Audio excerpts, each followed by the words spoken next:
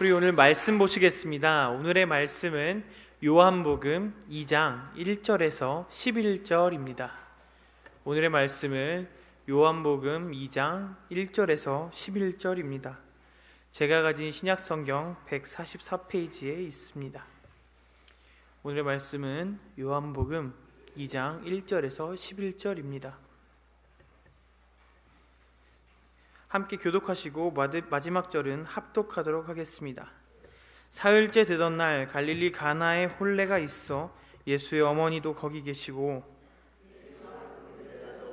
청함을 받았더니 포도주가 떨어진지라 예수의 어머니가 예수에게 이르되 저들에게 포도주가 없다 하니 께서 이르시되 여자여 나와 무슨 상관이 있나이까 내 때가 아직 이르지 아니하나이나요. 그의 어머니가 하인들에게 이르되 너희에게 무슨 말씀을 하시든지 그대로 하라 하니라. 거기에 유대인의 정결 예식에 따라 두세 동 드는 돌 항아리 6이 놓였는지라. 예수께서 그들에게 이르시되 항아리를 물에 채우라 하신즉 아기까지 채우니 이제는 떠서 연회장에게 갖다 주라 하심에 갖다 주었더니 연회장은 물로 된 포도주를 맛보고도 어디서 났는지 알지 못하되 물 떠온 하인들은 알더라. 연회장이 신랑을 불러 말하되 사람마다 먼저 좋은 포도주를 내고 취한 후에 낮은 것을 내거늘 그대는 지금까지 좋은 포도주를 두었다 하니라. 같이 읽겠습니다. 예수께서 이 첫 표적을 갈릴리 가나에서 행하여 그의 영광을 나타내심에 제자들이 그를 믿으니라. 아멘. 말씀에 앞서 기도하시겠습니다. 하나님 감사합니다. 이렇게 좋은 날 하나님께 예배할 수 있는 기회를 허락하여 주셔서 감사합니다.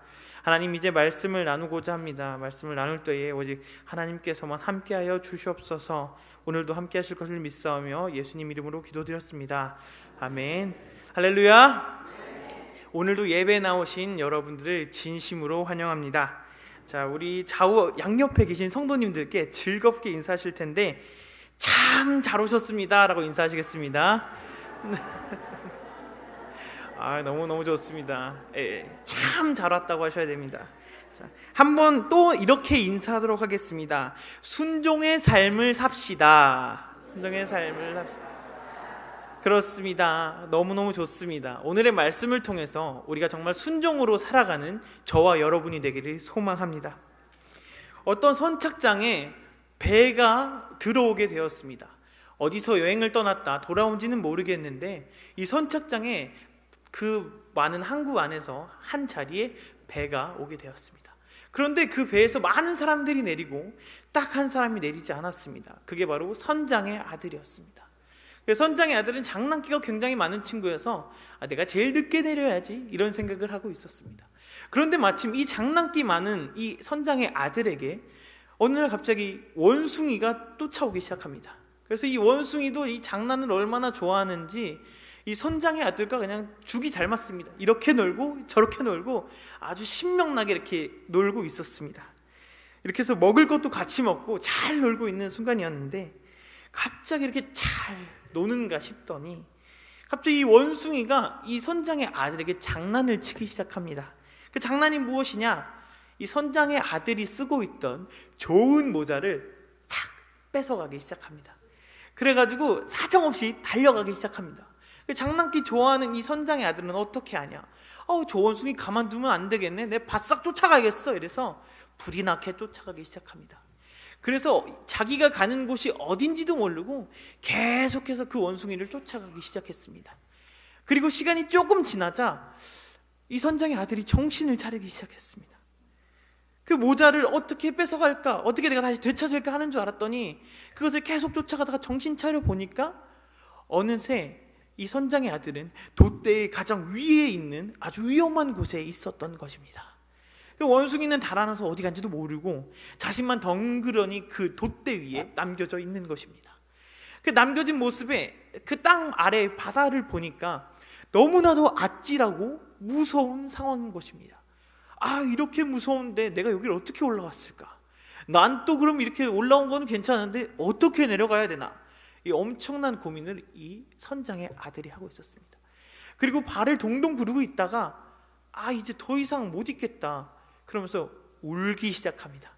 징하게 엉엉 울기 시작합니다.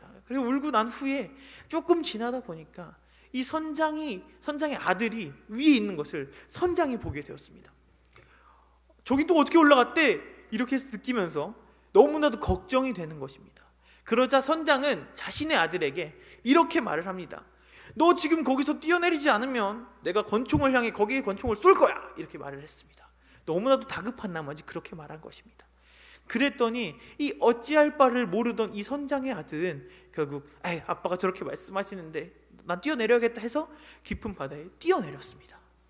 그랬더니 죽었냐? 아닙니다. 이 아이는 그 파도에 밀려서 탁 빠진 후에 일어났을 땐 아버지가 얼른 찾아가서 그 따뜻한 품으로 이 아들을 안아주었습니다.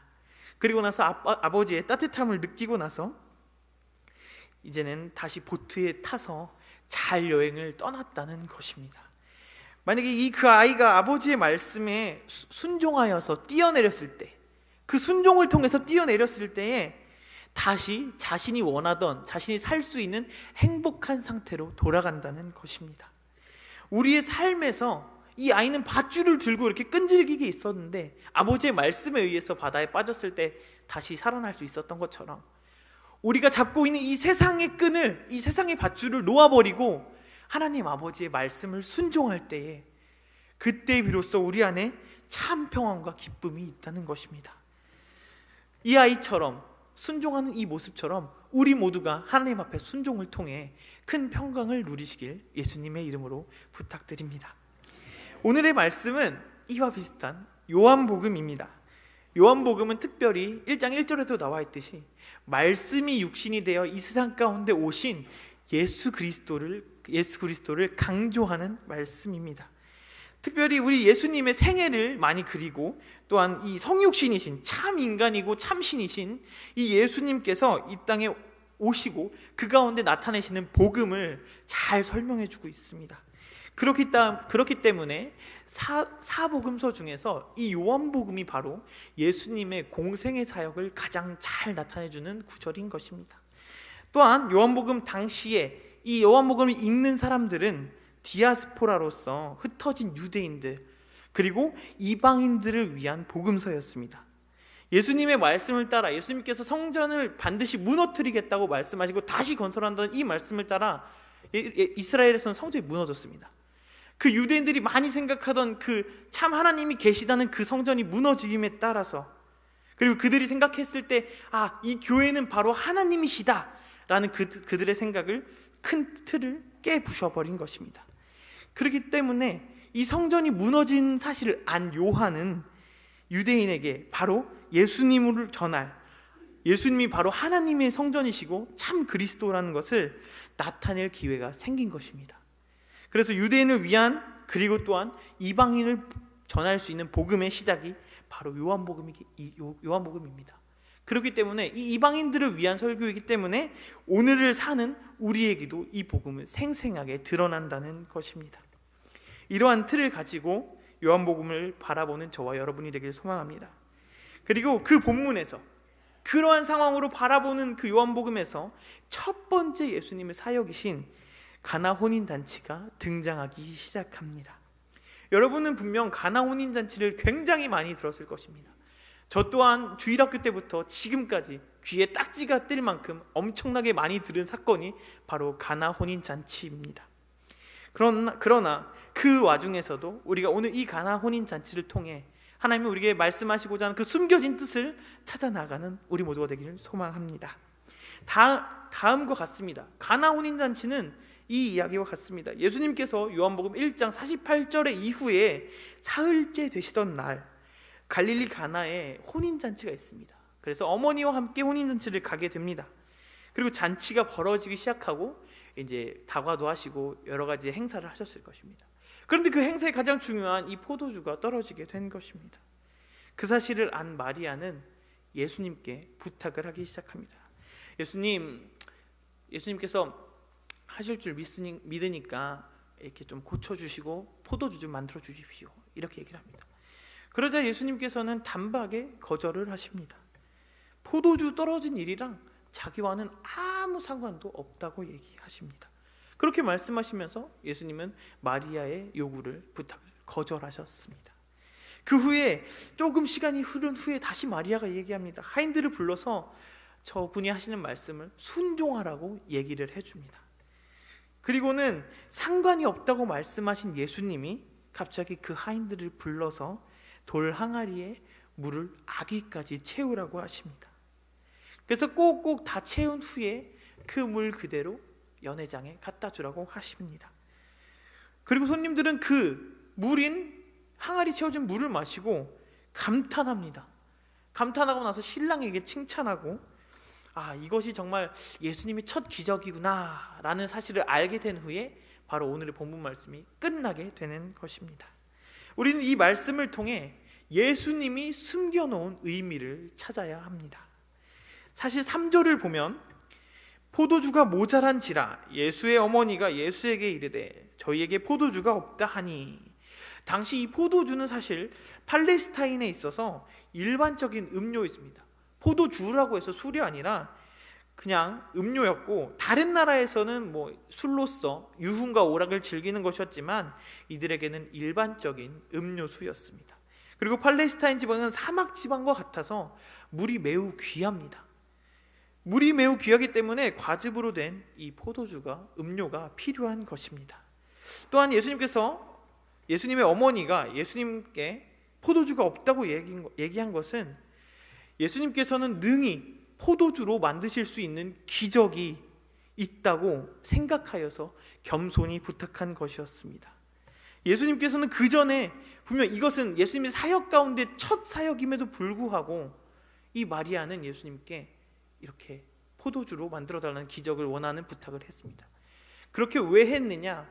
그것은 당시 예수님이 자라가는 환경 속에서 정말 비범한 능력들과 신기한 체험을 보았기 때문에 분명 예수님은 첫 기적으로, 그리고 기적을 충분히 일으키실 수 있는 분이라 생각하여서 마리아는 예수님께 포도주로 만들어달라고 부탁하는 것이었습니다.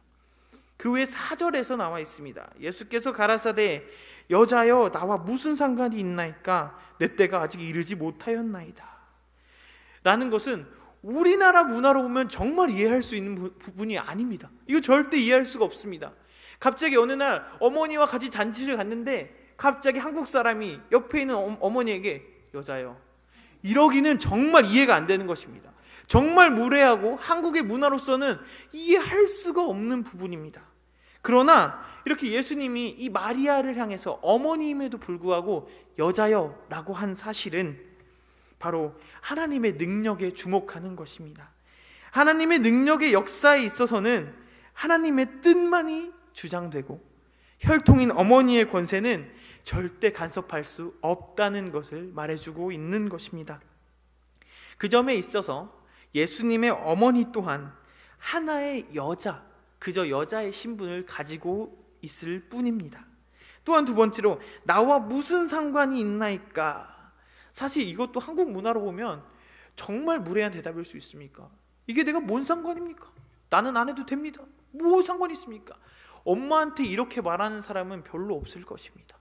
그럼에도 불구하고 이 말씀도 또한 마찬가지로 이 하나님의 구속 사역에 있어서는 비록 예수님의 어머니라고 할지라도 절대 하나님의 능력에서는 간섭할 수 없다는 것입니다. 바로 예수님 밖에, 예수님만이 하나님의 능력을 체험할 수 있고 능히 행하실 수 있으며 예수님을 도와주실 중보자가 사람은 아무도 없다는 것을 의미하게 되는 것입니다. 내 때가 아직 이르지 못하였나이다. 여기 이른바 이 내 때가 굉장히 중요한데, 이 내 때란 말은 메시아의 영광, 즉 하나님의 영광이 나타나는 때를 가리킵니다. 그가 물로 포도주를 만드신 것은 그 혼인잔치에 흥을 깨지 않기 위해서, 그저 거기서 잔치가 원활히 이루어지도록 내가 그냥 도와줄게요, 가정적인 의미로 그냥 가족이기 때문에 도와주는 것이 아니라는 것입니다.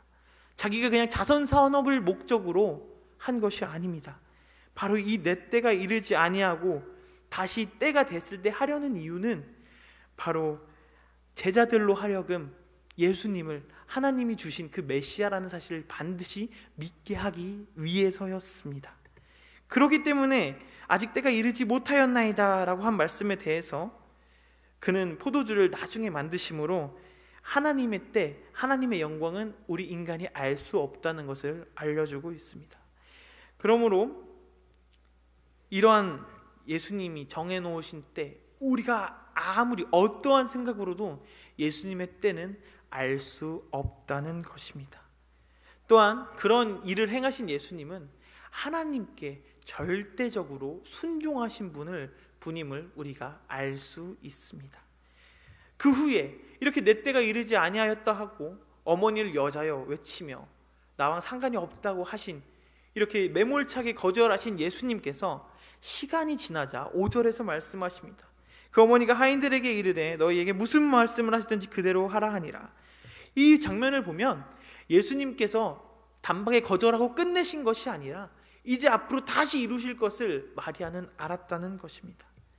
예수님께서 하나님 아버지에게만 순종하여 그 거룩한 사역을 이루어 나가신 사실이 바로 이 마리아에게 알려진 것입니다.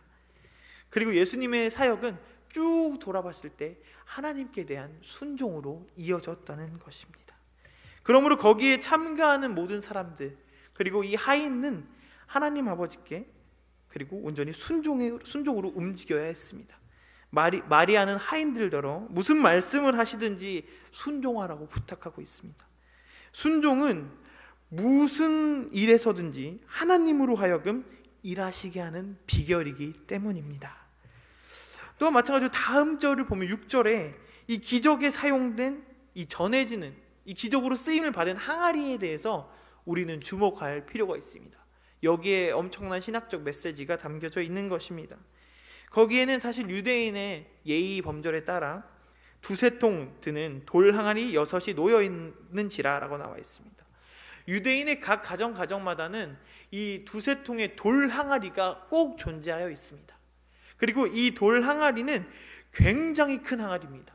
예를 들면 70리터 또는 100리터가 들어가는 어마무시하게 큰 항아리입니다. 그런데 이 항아리의 용도는 식사하기 전에 손을 씻거나 정결 예식을 할 때 쓰는 항아리입니다.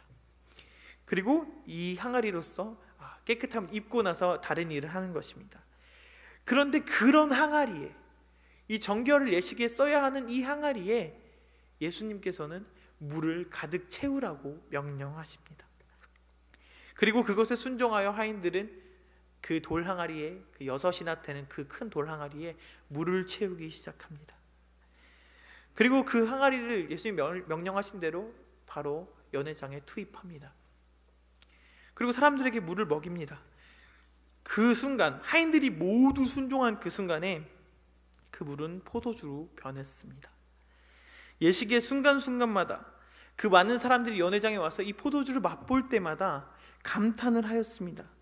그리고 나서 이 물 담긴, 이 돌 항아리에 물이 담긴 이 물을 마시자마자도 더욱 칭찬하였습니다. 예식이 순간순간마다, 또한 예식이 진행될수록 오늘 말씀에도 나와 있지만 처음엔 좋은 포도주를 담아서 주다가 이 포도주를 계속해서 먹음으로 취기가 올라왔을 때, 사람이 정신이 없을 때 그때마다 덜 좋은 포도주로 주는 것이지만 오늘의 이 부분에서는 신랑인 더 좋은 포도주를 갖다 주고 계속 좋은 포도주를, 더 나은 포도주를 가져다 준다고 손님들은 신랑에게 칭찬을 하였습니다. 우리는 이것에, 이 항아리의 쓰임에 주목해야 한 것입니다. 사실 이 항아리의 용도는 정결입니다. 그리고 사람들은 그곳에서 물을 씻고, 그물로 씻고 씻음으로 인해서 식사를 시작하게 되는 것입니다.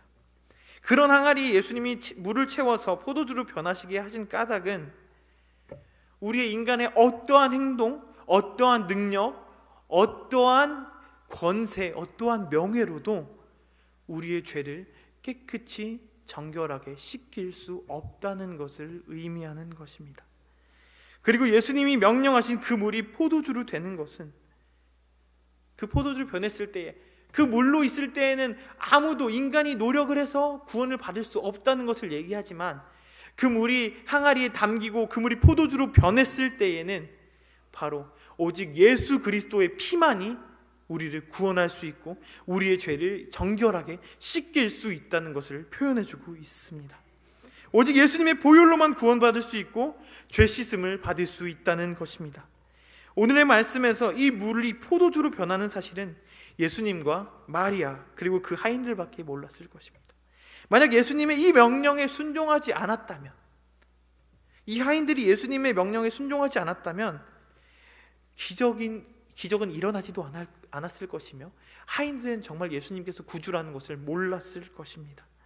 사랑하는 성도 여러분, 이처럼 우리가 하나님 앞에서의 순종이 대단히 중요한 것입니다.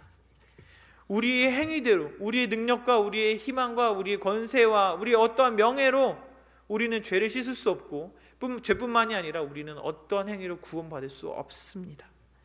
우리는 오직 우리의 행위로 구원받는 것이 아닌 주님께 순종한 그때에 비로소 우리가 구원을 받을 수 있다는 것입니다. 예수님 또한, 이 하인들뿐만 아니라 예수님 또한 순종하셨습니다. 우리 빌립보서 2장 5절부터 8절까지 같이 합독하도록 하겠습니다. 시작. 너희 안에 이 마음을 품으라. 곧 그리스도 예수의 마음이니 그는 근본 하나님의 본체시나 하나님과 동등됨을 취할 것으로 여기지 아니하시고 오히려 자기를 비워 종의 형체를 가지사 사람들과 같이 되셨고 사람의 모양으로 나타나사 자기를 낮추시고 죽기까지 복종하셨으니 곧 십자가에 죽으심이라. 아멘. 여러분, 이 사실을, 이 빌립보서 2장 5절부터 8절까지의 말씀을 여러분들 믿으십니까? 그렇습니다. 만약 예수님은 분명히 하나님께 불순종하는 분이 아닙니다. 그러나 만약 불순종하셨다면 우리에게 지금 여기에 나와 하나님께 예배드리는 우리 모두는 아무런 의미가 없을 것입니다. 그러나 예수님께서는 친히 자신의 성품과 능력과 권세가 무궁무진하시고 전지전능하심에도 불구하시고 우리를 너무 사랑하심으로 우리 때문에 피차 복종하여 심지어는 십자가에까지 매달리셨다는 것입니다. 사실 하나님께서는 우리가 모두 지옥 간다 할지라도, 우리가 죄로 인해 하나님을 못 만날지라도 사실 그분의 하시는 모든 일은 선하고 완전하신 것입니다. 그러나 그럼에도 불구하고 하나님께서는 이 세상과 우리를 사랑하시기 때문에 가장 귀한 자신의 아들을 내어주시고 그 아들은 또 하나님으로 인해서 온전한 순종을 감당하셨다는 것입니다. 우리는 이 사실, 예수님의 순종하심, 이 거룩한 사실을 믿으시길 바랍니다. 사랑하는 여러분, 우리는 예수님의 순종을 보며 그리고 그 하인들의 순종을 보며 우리에게 주어진 오늘 이 시간 지금 우리에게 말씀하시는 하나님의 순종을 돌아보시기를 바랍니다. 과연 나의 삶 속에서 하나님 앞에 순종하지 못하는 내 안에 있는 장애물들은 무엇인가? 내가 하나님께로 내가 하나님께 더욱더 나아가고 하나님께 순종하려고 나아가면 나아갈수록 우리 앞을 가로막는 이 장애물이 무엇인지를 돌아보시길 바랍니다.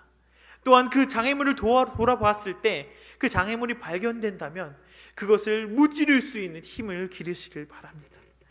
또한 만약에 그 방해물이 우리 안에 있어서 넘길 수가 없다면 그 모든 것을 순전히 내려놓고 하나님만을 의지하시길 바랍니다.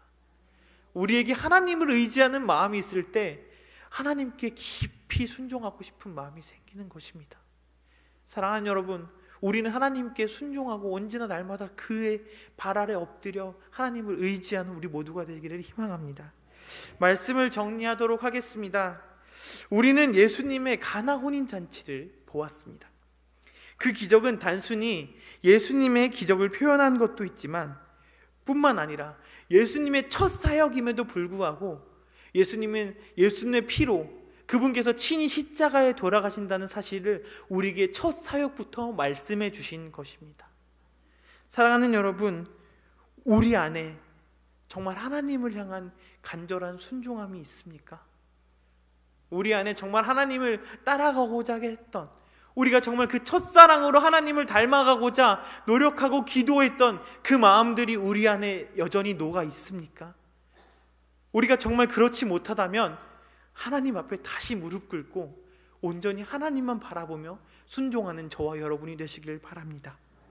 그래서 정말 내 삶 속에서 살아도 주를 위해, 죽어도 주를 위해 온전히 순종하는, 그래서 우리의 삶 속에서 어떠한 장애물이 우리를 다가올지라도 온전히 우리가 그리스도의 사랑으로 그 발 아래 엎드려 순종할 수 있는, 그래서 날마다 그 삶의 간증이 우리 안 넘치는 우리 모두가 되기를 예수님의 이름으로 부탁드립니다.